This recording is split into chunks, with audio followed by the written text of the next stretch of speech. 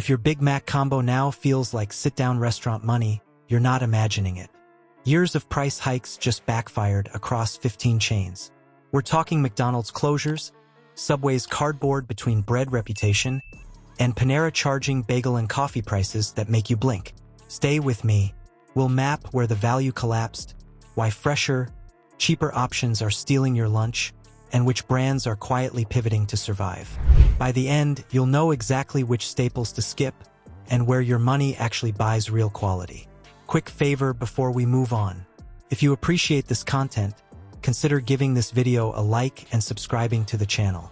Believe it or not, more than 92% of viewers haven't subscribed yet. It's free and only takes a second, but it means the world to us. So did you subscribe already? Great! Thank you so much for your support. Now back to the video. What they do not tell you is the price hikes were not just about costs going up. They trained you to accept a new floor for a cheap meal, and now you feel it every time you tap your card. Let's start with the core problem. These chains sold you speed and value. Then they dressed up the same food with premium price tags. No real jump in flavor, no faster lines, no cleaner stores. You pay more, you get the same. That gap is why the traffic slips. With more than 42,000 restaurants in over 100 countries, Subway has the most locations of any fast food chain on the planet. And at first that sounds like a sign of a thriving subgiant. And still is today about Subway is really an open kitchen format. In many ways, they really pioneered that and the ability to customize your sandwich. Subway's famous giant foot-long sandwiches are made right before your eyes, the way you want them. Subway's closed thousands of stores in the last 3 years and saw a 25% fall in business from 2012 to 2017. The promise meets the tray and falls flat. Combos now push past what used to be a weeknight dinner budget. Fries still limp, drinks still mostly ice, dining rooms still a little tired. You sense the math does not pencil, so you go less. McDonald's shows the break. The iconic combo kept creeping until it reads like a family tab from not long ago. When the value story breaks, the volume game does too, and closures start to pop up. The brand can be huge and still miss if the check feels wrong for the bite. Subway ran into the trust wall. Eat Fresh rang loud while the product earned a cardboard between bread label. Raise prices on a formula folks doubt and they walk. Hundreds of stores gone later, the menu tweaks feel like bandages on a deeper flavor and texture problem. McDonald's says the patties are 100% beef. The recipe, they say, is nothing more than a blend of leaner beef trim and fattier trim. McDonald's even sell real food. We suit up in sterile wear to see it for ourselves. So this is what we call beef trim. Okay. And it comes from familiar cuts that you may know, like chuck and round and sirloin. Just like you would get at the grocery store, you buy like an 80-20 blend. The beef is ground, blended together, made into those famous patties. Letting the public see this all can be risky. But with so many people on social media, Panera drifted into sit-down money. An $8 bagel and a pricey coffee feel staged when nearby spots bake on-site, toast better, and pour smoother for a similar tab. If the build is not fresher and the cup is not better, the edge erases fast. KFC's family meals crept to Ferrari prices for a Honda. Meanwhile, rivals push hotter, crispier chicken in cleaner boxes at equal or less. If the crunch and heat do not spike, the bundle feels padded. The insight is simple. Premium only works if food, speed, or experience leaps too. Fancy cups do not fix bland.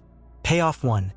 Subway is the chain charging premium prices for cardboard between bread. Payoff 2. Big Mac combos hit family dinner territory after years of quiet bumps, higher labor and input costs, and a bet on loyalty until it snapped. Now let's move on to what snapped the burrito boom and why delivery math wrecked the value story. The brand redefined fast food with fresh ingredients that customers could see. Compared to other fast food chains at the time, it felt healthy. And it worked. In the late 70s and in the 80s and in the 90s, everyone knew about Subway. I mean, they were everywhere. They're still everywhere. By 1981, there were 200 locations across the U.S. And soon after, Subway went international. The format is pretty simple.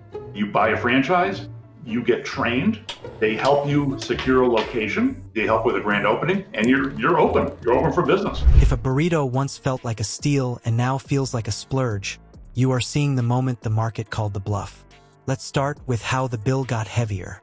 Fast casual stars and delivery-heavy players tried to hand rising costs to you. Higher menu prices, new fees, and smaller promos showed up while rivals offered fresher bowls or simple plates at the same tab. When the swap tastes brighter and costs about equal, you move. That is the quiet migration. The Chipotle turn set the tone. Prices climbed and the excitement drained. Sales softened, the stock sagged, and the menu felt stale. When the sizzle fades, the bill stands out. A burrito bowl near $15 with the same assembly line is a tougher sell. Not only were Subway franchises successful, they were, and still are, one of the cheapest chains to franchise. It costs between $116,000 and $263,000 to open a Subway franchise. Their biggest successes for sure was the Jared Fogle story. Everyone remembers those ads where it's him in those huge pants where he's showing how he lost all of this weight. And that just made them so much money, and it really made people think about Subway. Subway's success continued into the early 2000s. At a time when obesity was rising rapidly in America, Subway continued to market itself as a healthy alternative to fast food. It was one of the biggest advertising wins that any chains had in recent decades. The burrito boom is over, idea spreads, and once that story sticks, traffic cools more. Domino's hit the delivery wall. Driver wages rose. Third-party cuts stacked on top. The fee and tip math pushed tickets up, and you did the math back. Paying a premium for GPS-tracked pizza loses its shine when the shop down the block tosses better dough for less and hands it to you hot. Pizza Hut leaned into carryout as the dine-in era shrank. Those big red roof boxes cost too much to keep. Takeout works, but local slices use richer sauce and better cheese while undercutting the price per slice. Nostalgia does not fix a thin value story. Casual chains like TGI Fridays and On the Border met the same wall.